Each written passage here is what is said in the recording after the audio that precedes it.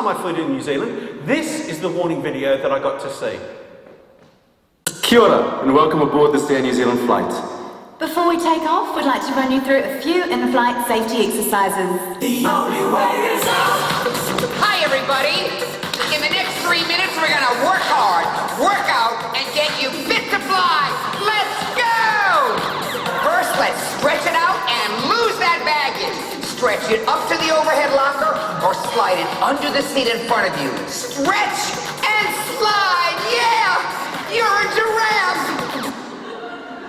Tell me you're not going to pay attention to that. But that's the goal. The goal of the safety message is to actually get you to pay attention to it. All of the facts are there, all the information's there, but they've done it in a way that challenged the status quo. That's the second way to be courageous. The last way to be more courageous that I want to talk to you about is to create a stand, not just a brand.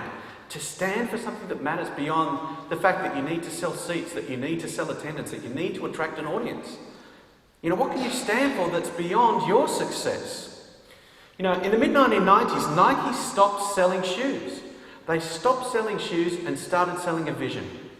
They stopped talking about what went into a pair of trainers and started talking about what went into being a champion. By saying things like, too often we are scared. Scared of what we might not be able to do. Scared of what people might think if we tried. We let our fears stand in the way of our hopes. We say no when we want to say yes. We sit quietly when we want to scream, and we shout with the others when we should keep our mouths shut. Why? After all, we do only go around once. There's really no time to be afraid. So stop. Try something you've never tried. Risk it.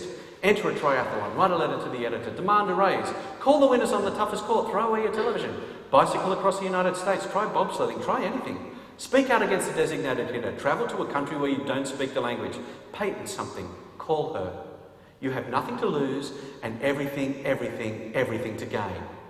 Just do it. Nike doesn't sell shoes. Nike sells the heroism of participation. The heroism of participation. So what is it that you're really selling? I'd like to suggest that what you're selling is stories. You're selling stories. Stories are the thing that create our culture, not the other way around.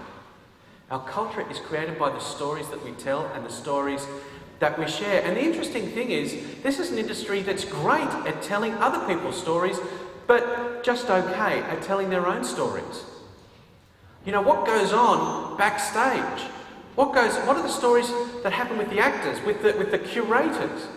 Those are the stories I want to hear about. Let me give you an example. One of the brands that I worked with over the years was IMAX. And I worked on the film Everest for them.